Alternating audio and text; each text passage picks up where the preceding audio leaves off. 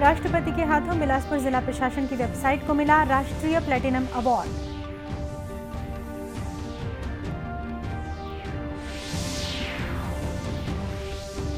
कोरबा में जनसभा को संबोधित करते हुए अमित शाह ने राज्य की भूपेश सरकार पर भ्रष्टाचार को बढ़ावा देने का आरोप लगाया।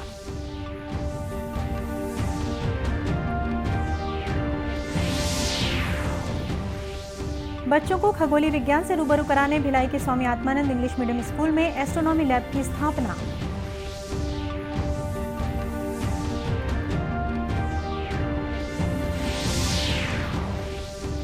और प्रदेश के उत्तरी भाग में पड़ रही है कड़ाके की ठंड, कई जिलों में शीतलहर की चेतावनी।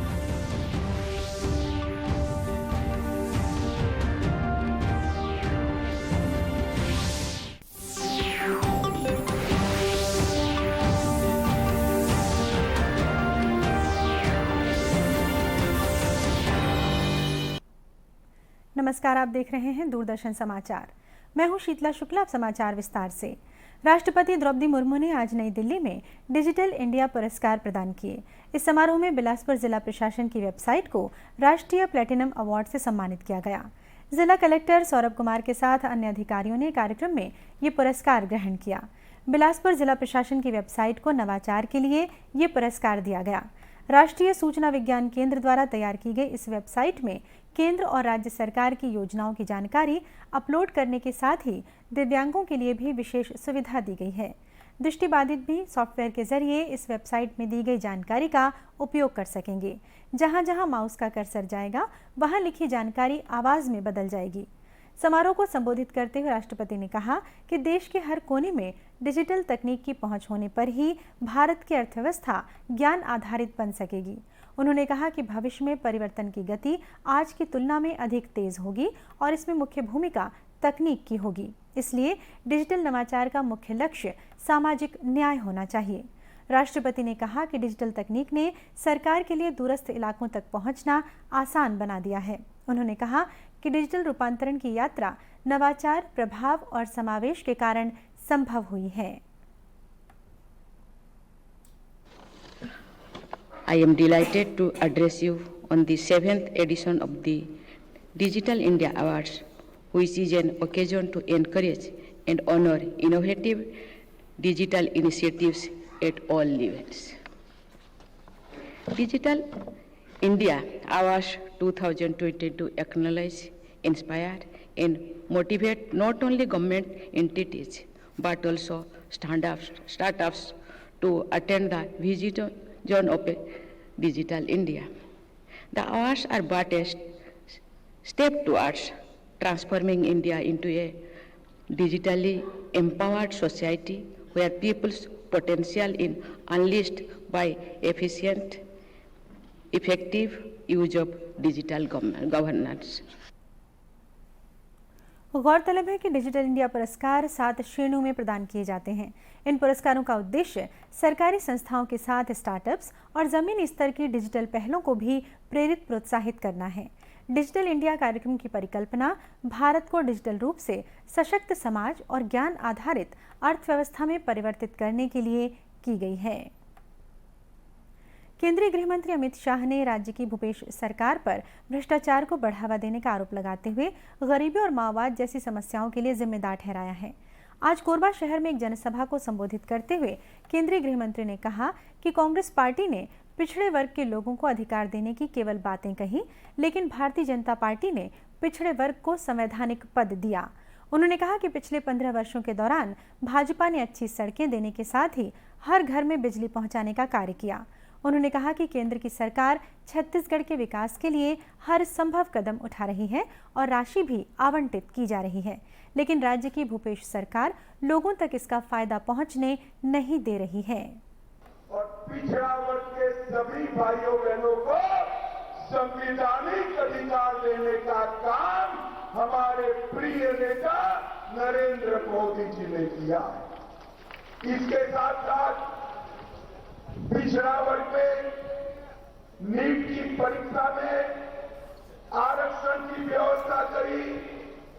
नवोदय विद्यालय, केंद्रीय विद्यालय और सैनिक स्कूलों में पिछड़ा वर्ग के लिए 27% आरक्षण की व्यवस्था की, पिछड़ा वर्ग के उद्योगपतियों के लिए वेंचर कैपिटल फंड की रचना की और मैट्रिक और पूर्व छात्रवृत्ति के लिए 44,500 रुपये का वजीफा देने का काम भी भारतीय जनता पार्टी की सरकार ने किया था।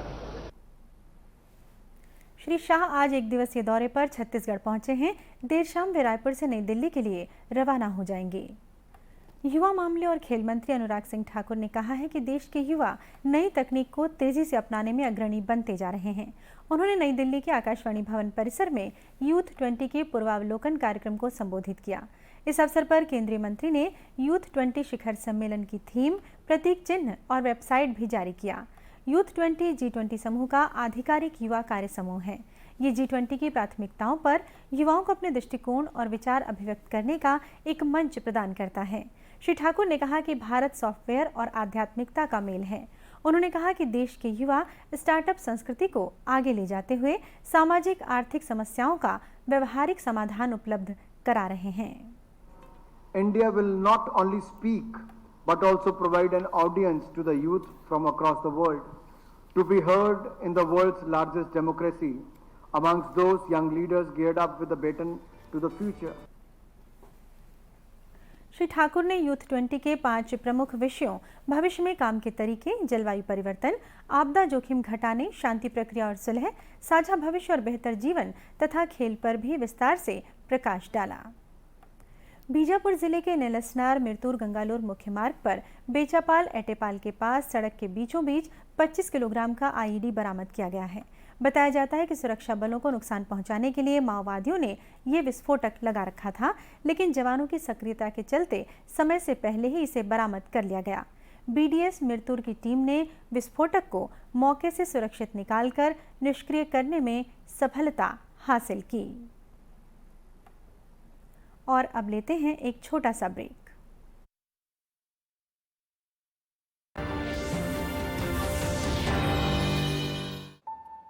Payment fail? लेकिन पैसे तो कट गए। गई मेरी मेहनत की कमाई। हो जाएगी भरपाई, चिंता मत कर मेरे भाई। अगर डिजिटल ट्रांजैक्शन फेल हो जाए और अकाउंट से पैसे कट जाएं, तो बैंक समय से पैसे लौटा देगा, वरना कॉम्पनसेशन का है प्रावधान। नहीं तो आरबीआई के ओम्बुड्समैन को शिकायत करें आप। या बिल, मेरी फीस। आरबीआई कहता है, जानकार बनिए, सतर्क रहिए। ये विशाल है ना, इसका सब प्रॉपर चलता है। कल उसके बैंक अकाउंट में 15,000 रुपए का फ्रॉड हुआ है, पता है? इसको तो कोई टेंशन ही नहीं होती है, देखना। टेंशन क्यों? मेरी कोई गलती ही नहीं थी। फिर भी फ्रॉड होने पर मैंने तुरंत बैंक को इन्फॉर्म कर दिया। आरबीआई कहता है, अगर आपके अकाउंट से किसी ने धोखे से पैसे निकाले हैं तो बैंक को जल्द से जल्द इन्फॉर्म कीजिए। 3 दिन के अंदर इन्फॉर्म किया तो कोई नुकसान नहीं होगा। जितना लेट करोगे उतना ज्यादा नुकसान। और सुन, सब चलता नहीं है, प्रॉपर चलाना पड़ता है। आरबीआई कहता है, जानकार बनिए, सतर्क रहिए। ब्रेक के बाद एक बार फिर स्वागत है आपका दूरदर्शन समाचार में। विभिन्न तरह के व्यवसाय और उत्पादों को बाजार उपलब्ध कराने के मकसद से भिलाई में वृहद व्यापार मेले तथा प्रदर्शनी का आयोजन किया जा रहा है। गृह मंत्री ताम्रध्वज साहू ने कल इस मेले का उद्घाटन किया। 15 जनवरी तक चलने वाले स्ट्रीट फेयर में विभिन्न तरह की वस्तुओं की बिक्री के लिए करीब 170 स्टॉल बनाए गए हैं, जहां ऑटोमोबाइल, एजुकेशन तथा स्वादिष्ट व्यंजनों आदि के साथ ही हस्तनिर्मित वस्तुओं को भी बिक्री के लिए प्रदर्शित किया गया है। प्रदर्शनी में अनेक राज्यों की हस्तनिर्मित वस्तुएं बिक्री के लिए लाई गई हैं। दूरदर्शन समाचार से चर्चा में गृह मंत्री ने कहा कि इस तरह के आयोजनों से एक ही जगह पर हर तरह की वस्तुएं लोगों को आसानी से उपलब्ध हो जाती हैं और इससे व्यापार को बढ़ावा भी मिलता है। ये तो व्यापार का या मेला स्थल की विशेषता होती है कि एक ही जगह सैकड़ों 170 स्टॉल लगे हुए हैं, तो 170 उत्पाद यहाँ पर दिखेगा अलग अलग प्रकार का। लोगों को सुविधाएं भी मिलेंगी, खरीदारी करने के लिए भी अलग अलग चीज़ें दिखाई देंगी, जो कई चीज़ें नया मिलेगा यहाँ पर, तो इसलिए इसकी सफलता की कामना करते हैं। उद्घाटन के अवसर पर दुर्ग के विधायक अरुण वोरा भी विशेष रूप से मौजूद थे। राष्ट्रीय बागवानी मिशन के तहत बलरामपुर जिले में महिलाओं को आर्थिक रूप से आत्मनिर्भर बनाया जा रहा है। बलरामपुर जनपद पंचायत के जाबर गांव में स्वसहायता समूह की महिलाएं ऑल ग्रीन पालक का बीज तैयार कर रही हैं। इसके लिए करीब 1.5 एकड़ गौठान की जमीन पर महिलाएं उद्यान विभाग के अधिकारियों की देखरेख में बीज उत्पादन का काम कर रही हैं। समूह की महिलाओं ने बताया है कि पहले उनके पास गांव में कोई रोजगार नहीं होता था, लेकिन अब इस योजना से उनको रोजगार मिला है। काका में पालक की बीज लगाई ही और यह फल धर ही ला बेचब, ओकर बाद फिर काका में कि साहब लोग के पास बेचब, फिर हमन के आमदनी मिली, ओकरे में घर द्वार चला। वहीं गौठान समिति के अध्यक्ष बिगन राम ने उम्मीद जताई कि इस काम से महिला समूह को अच्छी आमदनी होगी। गांव में पालक का खेती उपजाऊ किए हैं और रोशनी समूह इसको देखरेख करती है और ये इसका बीज उपयोग होगा तो इसको साहब लोग के पास बेचा जाएगा और इससे हम लोग के आमदनी होगा और रोशनी समूह को भी आमदनी होगा। उद्यान विभाग के नोडल अधिकारी आरपी वर्मा ने बताया कि महिलाओं द्वारा तैयार किए जा रहे पालक के बीज को जिले के अन्य गौठानों के पोषण बाड़ी में इस्तेमाल किया जाएगा। यहाँ रोशनी महिला समूह काम का कार्यरत है। इसके तहत यहाँ पालक ऑल ग्रीन किस्म का बीज उत्पादन किया जा रहा है, जो कि भी समूह का रजिस्ट्रेशन कराया जाएगा। रजिस्ट्रेशन पश्चात इनका बीज जो है विभाग खरीदेगा, जिससे कि महिला समूह को अतिरिक्त अच्छी आय होगी। श्री वर्मा ने यह भी कहा कि योजना के तहत बीज उत्पादन होने से अब किसानों को निजी कंपनियों से बीज की खरीदारी नहीं करनी पड़ेगी। भिलाई स्थित Swami Atmanand English medium school में एस्ट्रोनॉमी लैब की स्थापना की गई है। इस लैब में स्कूली बच्चों ने टेलीस्कोप की मदद से खगोलीय विज्ञान को समझने की कोशिश की। सहायक शिक्षा अधिकारी अमित घोष ने कहा कि आत्मानंद सरकारी इंग्लिश मीडियम के सभी स्कूलों में खगोलीय घटनाओं के लिए स्टार गेजिंग के माध्यम से सूर्य, चंद्रमा और मंगल के बारे में बच्चों को जानकारी दी जाएगी। इसकी शुरुआत सेक्टर 6 के स्कूल से की गई है। यहाँ पर बच्चे खगोलीय जो घटनाएं हैं, चाहे वो स्टार से संबंधित हो या ग्रह से संबंधित हो, सारी चीज़ों को बच्चे यहाँ पर प्रैक्टिकली लाइव देख सकेंगे कि किस तरह से ग्रह नक्षत्र कार्य करते हैं। स्कूल की प्राचार्य दलजीत कुराड़ा ने बताया कि बच्चे इस प्रयोग को लेकर बेहद उत्सुक हैं। वे इस क्षेत्र के बारे में अधिक से अधिक जानकारी जुटाना चाह रहे हैं। और ये लैब खुलने के बाद उनमें एक अलग उत्साह दिखा है, क्योंकि जो चीज़ें वो आज तक पुस्तकों में पढ़ते आ रहे थे उसको उन्होंने हकीकत में जब यहाँ देखा तो उनकी बहुत ज़्यादा इच्छा और जागृत हुई और उनके मन में उत्सुकता और बढ़ी। वो इन एस्ट्रोनॉमी लैब के बारे में, उल्का पिंडों के बारे में, तारों के बारे में और अधिक जानने की कोशिश करने लगे हैं। यहाँ तक कि कई बच्चों ने ये भी प्रश्न किया है कि एस्ट्रोनॉमी फील्ड में जाने के लिए हमको क्या क्या पढ़ना पड़ेगा। वहीं बच्चों ने कहा कि उन्हें खगोल विज्ञान के बारे में जीवंत जानकारी मिल रही है, जिससे उन्हें अंतरिक्ष के बारे में अधिक से अधिक ज्ञान मिल रहा है। एस्ट्रोनॉमी लैब से हमको बहुत अच्छा मतलब सोलर सिस्टम और मार्स कैसे, और सर हम बताते हैं कि यहाँ 17 मून है बट हमें एक दिखता है, तो आज हमें टेलीस्कोप से मतलब दिखाया गया है कि आज कितने मून है, मून कितने पास आ रहा है, कितने करीब है। ऐसे we can gain some extra knowledge of space by this. You can see the models, related models to space. Is there etc. types of models. We can know about oxygen, how many elements are present in our body, and stars, moon, Mars. There are many models to get knowledge. Atmanand English medium school में स्थापित दुर्ग जिले का ये पहला lab है, जहां telescope, अंतरिक्ष के मॉडल और प्रतीक चित्रों के माध्यम से बच्चों को खगोल विज्ञान से जुड़ी चीज़ों के बारे में अवगत कराया जाएगा। और इसी के साथ ही समाचार बुलेटिन समाप्त हुआ। नमस्कार।